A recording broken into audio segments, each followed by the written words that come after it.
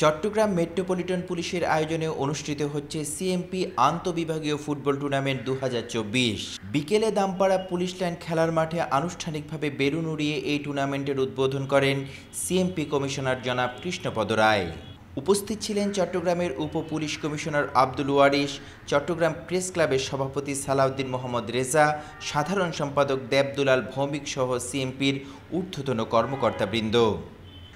উদ্বোধনী বক্তব্যে CMP commissioner Krishnapada রায় সামাজিকীকরণ ও পারস্পরিক বোঝাপড়ায় খেলাধুলার বিশেষ প্রয়োজনীয়তার কথা তুলে ধরেন।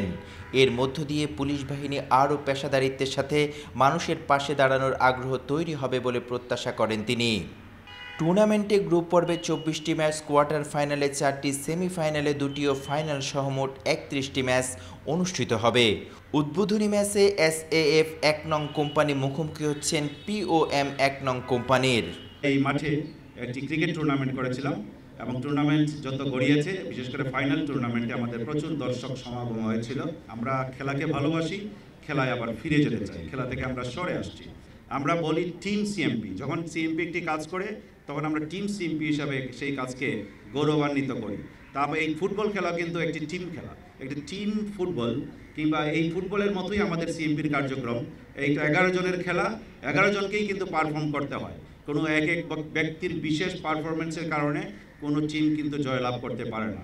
তেমনি কিন্তু সিএমপিও সবাই যদি সমানভাবে পারফর্ম না করে, একজন কমিশনার কিংবা একজন কনস্টেবলের দ্বারা কিন্তু টিম গঠিত হবে না, সবার সমান অংশগ্রহণ চাই।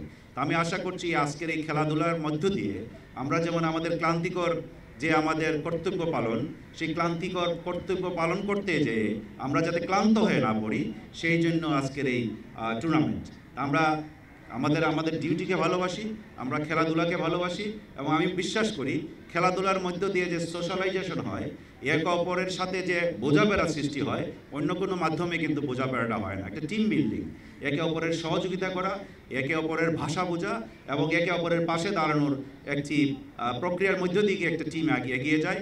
তেমনিভাবে সিএমপিও কিন্তু পারস্পরিক বোঝাপড়ার মধ্য দিয়েই কিন্তু আমরা এগিয়ে যাচ্ছি। দিনের শেষে এই যে আনন্দ নিয়ে আমরা আমাদের কাজে, মানুষের জন্য কাজ করার জন্য, এই নগরকে নিরাপদ রাখার জন্য যে আমাদের কাজ, সেই কর্তব্য কাজে ফিরে যাব। আলাউদ্দিন মজুমদার, দেশ বর্তমান, চট্টগ্রাম। ক্লিয়ার করলেন।